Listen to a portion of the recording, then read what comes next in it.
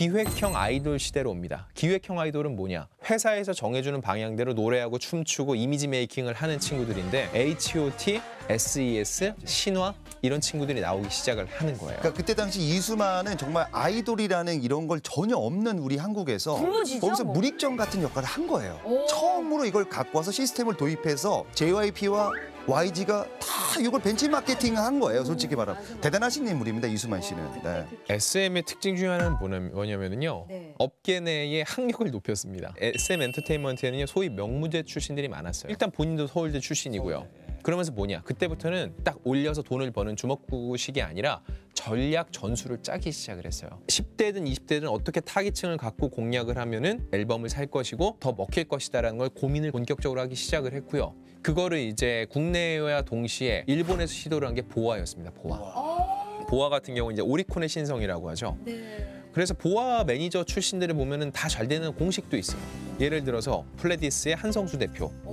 이분 같은 경우 이제 보아의 1세대 매니저였고 지금은 이제 그만둔 노현택 큐브의 부사장, SMCNC의 대표이사 한세민 대표이사 다 보면은 보아 씨의 매니저를 했었어요. 그래요? 이게 뭐냐면은요. 단순히 보아의 매니저로서 스케줄 관리랑 현장을 따라다니는 게 아니라 일본 시장에서 어떤 식으로 전략 전술을 가지고서는 스타로 발돋움해가는 과정을 다 본 거예요.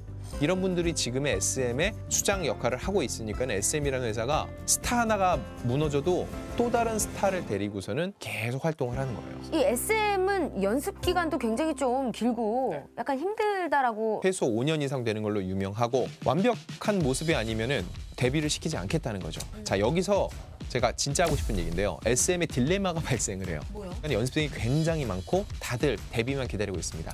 이러다 보니까 SM의 중요한 특징이 하나 나옵니다. SM은요.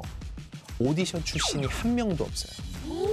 심지어 S본부에서는 본인들이 참여를 했잖아요. 그럼에도 불구하고 단 한 명도 안 뽑았습니다. 본인들의 시스템을 깨지 않는 거인 동시에 자기들 시스템에서 5년을 준비한 친구들보다 오디션에서 인기를 얻고 와서 1, 2년 만에 데뷔하는 이런 질서를 깨지 않겠다는 거예요.